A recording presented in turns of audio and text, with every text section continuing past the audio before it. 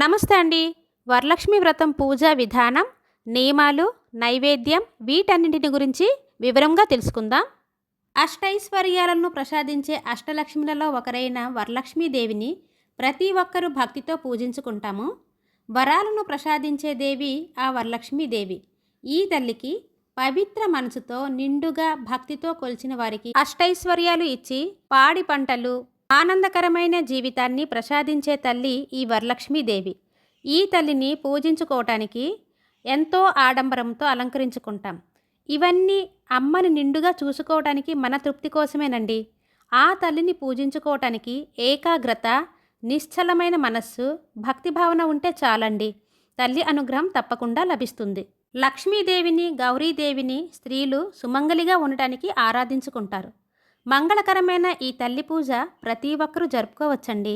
మనం ప్రతి సంవత్సరం పౌర్ణమి ముందు వచ్చే శుక్రవారం వరలక్ష్మి వ్రతం జరుపుకుంటాం. ఏవైనా కారణాల వల్ల ఆ రోజు వరలక్ష్మి వ్రతం చేసుకోవటానికి కుదరకపోతే శ్రావణంలో ఏ శుక్రవారమైనా వరలక్ష్మి వ్రతం చేసుకోవచ్చండి. ఈ వరలక్ష్మి వ్రతం నియమం ఏంటంటే, ముందుగా మనం ఇంటిని, దేవుడి గుడిని శుభ్రంగా ఉంచుకోవాలి. ద్వారానికి పసుపు రాసి కుంకుమ బొట్లు పెట్టి ముగ్గులతో అలంకరించుకోవాలి. లక్ష్మీదేవికి బియ్యం పిండితో వేసే ముగ్గులంటే చాలా ప్రీతండి. అలాగే మామిడాకుల తోరణాలు కూడా కట్టుకోవాలి. మామిడి తోరణాలు కట్టుకోవడం ఇంటికి శుభప్రదం అండి.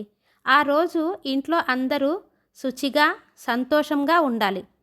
ఏ ఇంట్లో అయితే పిల్లలతో నవ్వుతూ కలకలలాడుతూ ఉంటుందో ఆ ఇల్లు స్వర్గంతో సమానం అంటారు. ఇల్లు శుభ్రంగా ఉండి ఇంట్లో వాళ్ళంతా ఆనందంగా ఉంటే ఆ ఇంట్లో లక్ష్మీదేవి నిలుస్తుందండి.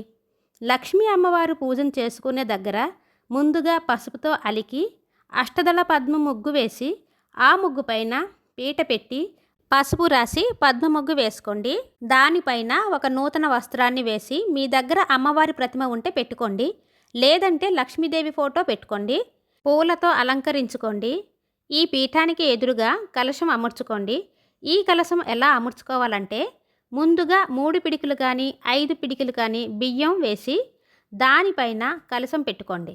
అందులో మంచినీళ్ళు వేసి ఆ నీటిలో పసుపు కుంకుమ వేసి దానిపైన మామిడి కొమ్మ పెట్టి ఆ పైన కొబ్బరికాయ పెట్టండి.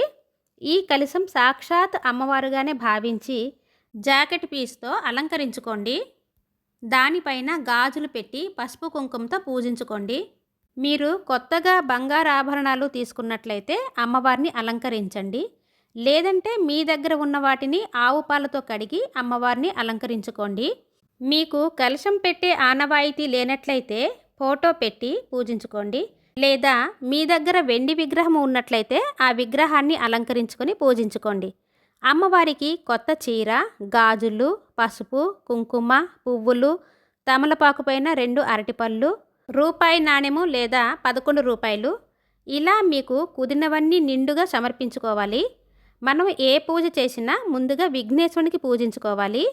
ఆ విఘ్నేశ్వరునికి పసుపుతోనైనా తయారు చేసుకోండి. లేదా మీ దగ్గర విఘ్నేశ్వరుని యొక్క ప్రతిమ ఉన్నా సరే పెట్టుకోండి.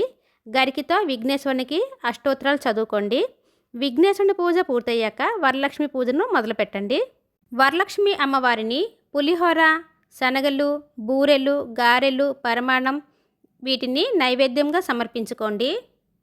ఈ పూజలో లక్ష్మీ అష్టోత్తరాలు చదువుకుంటూ కుంకుమ పూజ చేసుకోండి. ఆ తర్వాత కనకధర స్తోత్రం, మహాలక్ష్మి అష్టకం ఇలా అన్నీ చదువుకోండి. మీ పూజ పూర్తయ్యాక అక్షింతలు, పువ్వులు తల్లికి సమర్పించి మంగళహారతిని ఇవ్వండి. ఈ వీడియో మీకు నచ్చిందనుకుంటాను. మీకు నచ్చినట్లయితే లైక్ చేయండి, మీ ఫ్రెండ్స్కి షేర్ చేయండి. అలాగే మీ సపోర్ట్ని మాకు అందివ్వండి.